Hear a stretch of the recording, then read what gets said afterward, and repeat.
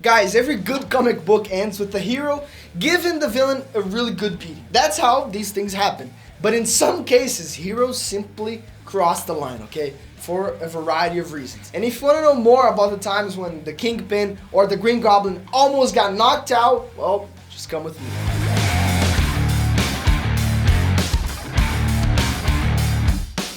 Hey nerds, what's up? I'm Brano. In a fantastic world like Marvel's or DC's, punching someone in the face becomes even more impressive.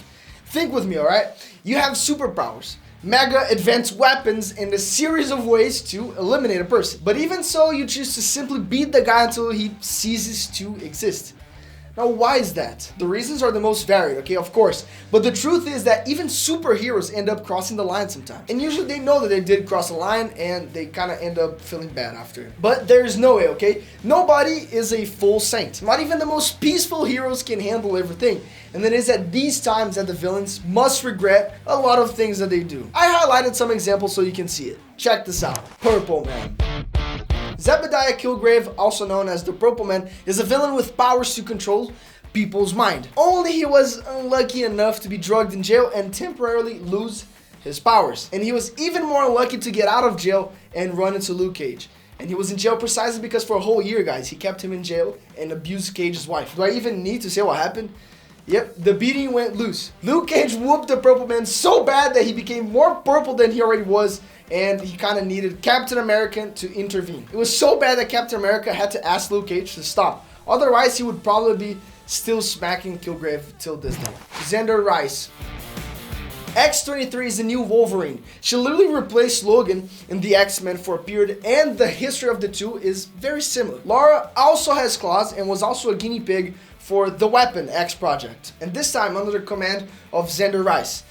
Well, one day she managed to destroy the base of the project and needed to leave the place. But on the way out, she ran into Rice himself. And faced with a decision between taking revenge or trying to survive, well guys, the guy only made her life easier. He shot X-23. That was the approval for her to start beating ZANDER Rice with her fists in a way that she didn't even use her claws. It was just in the hand, to guarantee that he would get beaten to a pulp after everything that he did to her.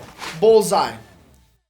Bullseye is Daredevil's biggest enemy, especially after he killed Elektra, who was Matt Murdock's girlfriend. And he may even be a master of marksmanship, lethal and all, but he's not very smart. That's because even after all of that, he broke into Daredevil's house with the mission to kill his new girlfriend. But this time, Matt Murdock actually arrived to stop it, and the scene that followed was not only violent as hell, with the giant ass whooping going on, but Daredevil actually gave Bullseye a verbal thrashing. Seriously, when it ends, you even feel sorry for the guy. Matt Murdock didn't just give him a whole beating.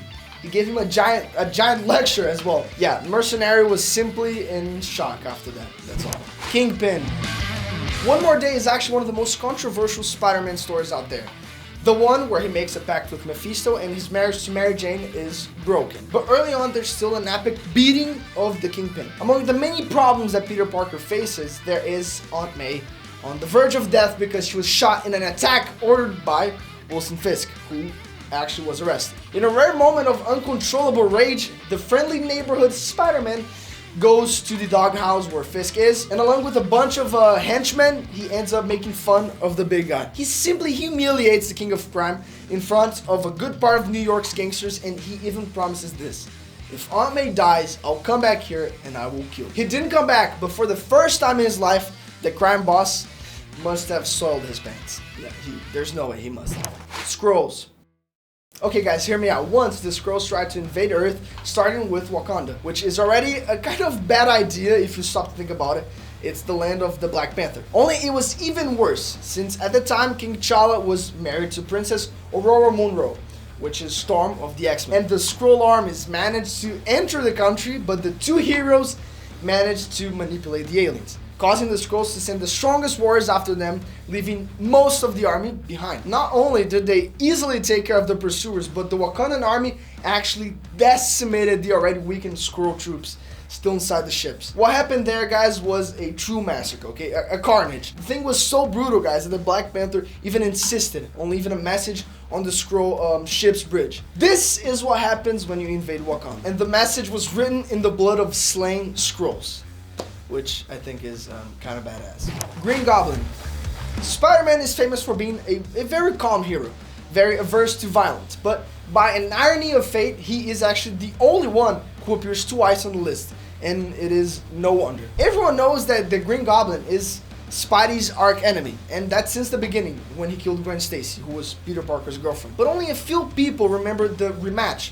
Still shaken by the loss, Spider-Man went after the Green Goblin, and Norman Osborn decided to prove that he really is crazy. Still made the extra effort of mocking Gwen's death and trying to blame Spidey for it. And the result was a conclusion very similar to that first Spider-Man movie by Sam Raimi. The two come to blows, but the Goblin is beaten so much that he almost starts to see stars like her cartoon. Spidey did not pull his punches at all, but managed to remain calm so as not to kill the guy. And in the end, Osborn ends up killing himself by impaling himself with the Green Goblin's glider to relieve Peter's conscience, who didn't have to finish the job. But the beating, yeah, that went down in history. Joker. Did you miss DC on this list? Well, that's because we saved it for last. And there was no way it could have been any different. With one more of those historic fights between Batman and the Joker, the two biggest enemies of the distinguished competition. Now, we all know that these two have fought a lot, but surely the biggest beating happened in a story in which Tommy Elliot, which is one of Bruce Wayne's best friend, visits Gotham. And of course, the Joker ends up killing the guy, which makes Batman completely lose his sanity. Our Dark Knight guy simply wipes the floor off with the clown of crime. The intensity of thrashing was so big that Commissioner Gordon had to stop it. He had to intervene to prevent Batman from actually committing a murder there in front of everyone. Fortunately, everything turned out well in the end. But that was a day when everyone was pretty sure Batman was finally going to kill the Joker. And now it's your turn. I want you to comment down below. Would you like to see these scenes in the movies? That'd be kind of cool, huh? Yeah, maybe you remember something that I didn't. And comment down below. Maybe I can bring a second part to this video. Who knows? And now for the most important part of the video, click this ball, because you will subscribe to the channel. And since we are a new YouTube channel, this will help me so much. And of course, don't forget to click the little bell because you won't miss out on the next videos. Peace.